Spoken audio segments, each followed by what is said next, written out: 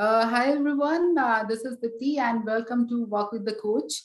And my name is Dipti Ray. I live in Glenrock, New Jersey, and this is my third, enrollment with Runners High with Bala. Previously, I have done 2 half marathons, and this time I have been enrolled for full marathon. And this is what I would like to talk about my introduction. Awesome, And Deepthi. Thank you, Deepthi, for yeah, let me welcome you, our dear coach Bala. And Bala, yeah, thank you, if you Deepthi, want for to talk about hosting. anything. Thank you, Deepthi, for hosting the walk with the coach. I'm so proud of you. Just yesterday, we had this chit chat in the Runners High, where I just threw should I say, a curveball at you. I said that, you know what, tomorrow you're doing this, and then you, Yeah. bravely accepted it, got out of the comfort zone, said, let's make it happen. And this time we are also doing it in a Zoom call, not because of any fear of winter or anything. It is just that we just realized that we have quite a drive to meet, so might as well save some time and do a Zoom recording, which is also a first, I think, in a walk with the coach. So very excited to do this, and I'm so glad that you're hosting this week's walk with the coach. Deepthi, please go ahead. Yeah.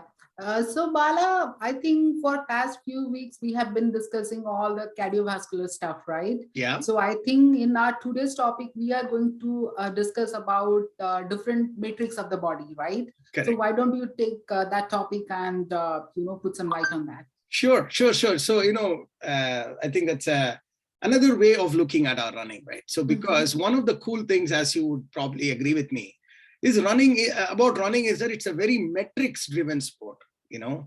There is always some number that is being measured, whether it is your pace, whether it is the distance you have done, whether it is your heart rate. So many things can be measured in the act of running. And that is another reason running is very popular, because human beings typically, when they are able to get active feedback of certain measurements of their effort in numbers, and then those numbers are going up or going down, or as the case may be, then I feel that human beings are able to better understand, get motivated about what they are doing, as opposed to just doing without any clear feedback of their effort.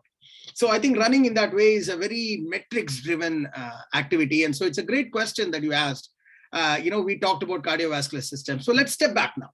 In this call, I just want to talk a little bit about what are all the different key metrics, that typically a runner looks at, and why should they look at? What does that mean? What does that really mean when you look at those metrics? What does that really mean when you're running? I think it's important for us as runners to understand that, so that tomorrow, next time you look at a Garmin watch and that throws out a metric, or you look at Strava and that throws out a metric, you understand what does that mean within your body. What does that mean? So that you also understand when a coach is telling you to do A versus B and says that, hey, this particular metric is not good, you also understand why that particular coach is telling you that. So that's why this conversation, I think, Deepthi, is a very interesting conversation we should have. So let me ask you one question based on you. I mean, you've been doing it for 3 seasons. I mean, I know you've got some heart rate as a metric. Space is one metric. Distance is one metric. All these things we know. What is one metric that you normally look at as a runner? I would say I always look at the heart rate. Heart rate, right? Yeah. And many runners are like that, heart rate based runners. And I think our organization also is quite a bit focused on heart rate. Not all coaches have the heart rate based coaching. Some coaches don't believe that heart rate is not measured correctly by the watches. So they say that if this measurement is not correct, then we should not be sort of, using that wrong measured metric to design a training program. So some people have that. My belief is that, even it might be wrong in terms of 5 or 10, up or down, but still it is relative to your own self. So I believe that, let's say the same watch you're using, it is showing 120 today and tomorrow it is showing 160, then you know that you're running at a high elevated heart rate compared to what you were running before. So that itself is a good indication, as opposed to, working on whether it is 160 or it was 172. I am of the opinion that relative to what it was before, it is too high. And an overall band is around 150 is the band that I look at. So that's another way of looking at it. But that's great, what you just now mentioned. So if you don't mind, since you are in Zoom, let me share my screen. And I want to explain to you how the various metrics sort of intertwine within each other during a running sort of journey. Wow. And let's just have a discussion around it. And I hope that will be, suitable, educational for our runners as they go for long runs and other runs. So I'm sharing my screen, Deepti. Tell me whether you are able to see my screen. Sure. You can see my screen? Yeah. Wonderful. So, just 3 or 4 very quick slides I had put together just to kind of understand, go through this context. So the first thing is, let's understand the scale here. So if you look down the x-axis, like the straight line, what you are seeing on the left-hand side is a 10-hour race pace. That means, let's say, or if I'm asking you to run for 10 hours, obviously you can't run for 10 hours. So what will you do? You will just basically walk. If you have to do 10 hours, you will just walk it out. That means your pace will be the slowest. As opposed to, let's say I say that, can you run at a pace so that you can finish your full marathon at 6 hours? Then you will run at a certain 6 hour, so what I'm trying to say is, as human beings, the choice of the pace that you will do is a function of how long you're expected to do that run, right? So if I'm asking you to run only for 3 minutes, use all your energy and run only for 3 minutes, you will sprint, right? At the same time, if I ask you to run for 1 hour, then you will run it at a certain pace that is much slower than sprint. So that's why you have this axis, because instead of just saying the pace, it is in terms of effort. If I put on the x-axis, then each of us have a different number that satisfies this time. That means the pace at which I will run for a 4-hour race will be different from the pace at which you will run for a 4-hour pace. But for me, I know that the pace at which I run for a 4-hour pace will be slower than the pace that I will be running for a 2-hour run, right? So within me, in a relative scale, I will be able to judge myself where I stand. That's why I start off with an x-axis that says a 10-hour pace, like a 10-hour race pace on the one side, and then almost like 1 minute, or if you just run for a 1 minute, how much fast you will run. That means it's a sprint, right? So that is the pace of running. So why I'm saying is, let us understand these metrics based on what is happening when you are running faster and faster. So the first thing I would say is effort. Obviously, you will understand that, for a 10-hour pace, the effort per minute is low. And as and when you are like increasing pace, you have to put more and more effort to get the pace. Not the total effort. I'm talking about the effort to get the pace. Are you with me till now? So the effort is going up as the expectation of pace from a runner is going up. Then comes the next metrics, which is oxygen. Now, if you think about it, as you start running faster, all of this is at a per minute value, not the total value. That means the amount of oxygen required per minute when you are running at a very slow pace is here. And slowly, as you increase the pace, the amount of oxygen that is required per minute increases. Does that make sense? Obviously, yes. Because as you increase the pace, you need more air breathing. Right. And you see there is an inflection point here.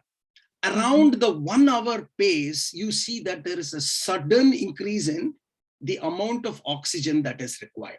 This is what is called as a threshold, oxygen threshold.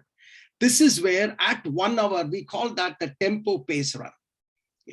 So anything less than a 1 hour pace run, that means the pace at which you can run for 1 hour, whatever is the pace, anything less than that, the oxygen requirement is a step change higher than when it is below 1 hour pace.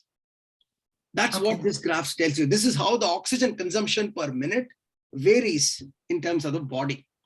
Then if you take as the next metric, which is the heart rate, which is what your favorite metric you talked about, you see heart rate, there is a clear linear relationship. That means the faster you run, the more will be your heart rate. Pretty simple. As you keep increasing pace, more and more heart rate, and then you will reach a point where heart rate cannot go farther than that. That means that is your maximum heart rate.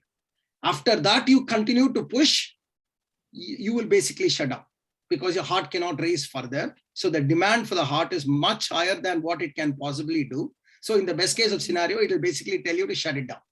Because heart will say that you can't do anything further and you will have so much of panting that you cannot run, or you will have some other issues if you continue to push beyond. So that's why it doesn't increase, goes on increasing, because every heart has as a limit. After that, Right. it will not increase pace, right? So Right. that is the next, that is the way the heart rate sort of reacts as you run. Then comes the oxygen consumption itself. So the difference between ventilation and oxygen consumption is ventilation is how much you are taking air, the breathing. Oxygen consumption is within that, how much of oxygen is actually consumed by the body. The actual consumption of the body, how much of that. So the ability for the body to absorb oxygen is not infinite. That means just because you're breathing faster, just because you're taking more air, doesn't mean that your body is able to constantly take in more oxygen to the blood vessels and to the different parts of the body. There is a limit after which it cannot increase its oxygen consumption. This is what is called as VO2 max. That means the maximum amount of oxygen a particular body can take. That's what it means. So if you think about it, let's say between you and I, you have a much higher oxygen consumption max than me. What does it mean to you? It means that you can run, you can sustain the effort much longer than me, correct? Or you can run much faster than me. Because if, for example, in my case, VO2, this oxygen max is at 15 minutes. That means at 15 minute, like a 15-mile race, whatever is the pace, that is the max I can sustain. If in your case, it is 8 minutes, that means you can continue to run as fast till the 8-minute race. That much fast you can run. That is what is the oxygen, maximum VO2 oxygen consumption. So if you think about it, these are the 4 things that are happening when you're running. Your effort, your breathing, which is the ventilation, your heart rate, and then how much of oxygen is consumed. There is at a 1 hour mark, there is a step change in your breathing requirement. That is why it is called as a tempo run. And heart rate, there is a max heart rate. After a point of time, it will not go up. So there is always a max heart rate. At the same area is the max oxygen consumption typically. That means if you want to continually improve your speed, you need to push this maximum heart rate, maximum oxygen to the right. Or if you're able to reduce the heart rate but increase the oxygen consumption, then also is good. That's how the training is happening. Now, when all of this is happening, Dipti, there is something called lactate, which is being produced in the muscles. That is the byproduct of this consumption. That's called the lactate. It gets a bad name, unfortunately. But lactate is essentially glucose, which is good thing that muscles produce to sort of, give energy for the work that muscles is doing. But the lactate also comes with an acid, which is a hydrogen ion. It also comes with an acid. That acid is the problem, which causes pain and everything else. So lactic acid. So it's not just lactate, it is lactic acid gets produced in the muscle. So if the lactic acid is not removed from the muscle during the time of running, then muscle gets pain there. There's a lot of problems in the muscle area. So the idea here is, if let us say 100 grams of lactic acid is produced and 100 grams is removed, then you don't have any problem because whatever is being produced, it's removed. But if 100 grams is produced and only 40 grams is removed, that means the remaining 60 grams is in the muscle, which causes the problem. That is what is called as lactic acid accumulation. So you look at this beautiful graph, you see that the lactic acid accumulation, after around 1 mile mark, the accumulation just shoots up. You see? So if you put all of this together, if you're running in this zone, what is happening? You have a very high effort requirement, a very high ventilation requirement. You are approaching maximum heart rate. You are approaching maximum oxygen, consumption.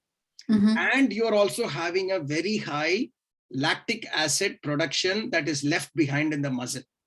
That is what is happening here, right? Put it very simply, if you're running in this pace zone, what is really happening is you are in an unsustainable pace zone, right? So when you're in an unsustainable pace zone, your body is thinking, oh my God, I am under stress right now. When I am under stress, my job is self-preservation. My job is not training. So my job is now somehow manage this, somehow give the indications to my body to stop this so that I can't continue this forever, as opposed to building my muscles, building my cardiovascular, all of that setup, it is not able to do. So that is the reason why when you are running in CP, you are running in this zone. Wow. That is what is called as the endurance zone. So when you are in CP, you have minimal effort, minimal ventilation requirements, decent heart rate, very low oxygen consumption requirement, and very low lactic acid production. Now, as a result, your body is in a state of equilibrium. And your body is thinking, man, I am doing something really positive here. Let me start building strength and training effect for this body. And let me start building the endurance for the runner. And that is CP training. I hope all of this comes together for you, Deepti, and let me know if you have any thoughts or comments on this. No, Bala, actually, yeah, the presentation was really great, but I have one question. So how we are going to know that our body is building lactic? Like, what is the sign? Very good sign. So the sign of a lactic acid consumption, lactic acid, first of all, you should know that lactic acid is only produced when you are running fast. Let's start with that. Lactic acid is not produced when you are running at this endurance zone. That is why you see lactic acid is almost sort of, zero levels right now. So only when you are running strides, only when you are not running in CP where you're panting and you're pushing yourself hard, that is when lactic acid is produced. Basically, lactic acid is produced because the energy is, the muscles are creating its own energy source in the form of lactic acid. That's really what lactic acid is, because lactate is an energy source. It's a glucose. But unfortunately, it comes along with the acid, the hydrogen ion along with it. That's why it has a bad, So that is the first thing. So lactic acid is not produced when you're running slow in CP. So only when you're running fast, lactic acid is produced. Now, even when it is produced, if the body is able to remove everything that is produced, you will not have any problem because there is no accumulation in the lactic acid, right? You will start feeling the lactic acid accumulation when the body's ability to remove lactic acid is less than the body's ability to, or the less than muscles production capability because of running fast. That is when lactic acid starts producing. And when you have more lactic acid, you will start feeling muscular pain. Muscle pain starts, little bit of soreness starts, cramping starts. All of these are signs of lactic acid accumulation. And the way to remove lactic acid is slow down. The minute you slow down, then automatically lactic acid production will not be there. So the body will take care of removing the lactic acid from the cells, muscular cells. Okay. So that's really what just wanted to give you a little bit on the metric side for this wonderful question, how to think about how these metrics come together and how all of this drives the requirement of the endurance training program, which is CP based. Okay. Thank you, Deepti. We will come back on the next thing and we will talk about the next set of questions that you might have. Sure, Bala. Yeah, sure. Thank you, guys. Thanks.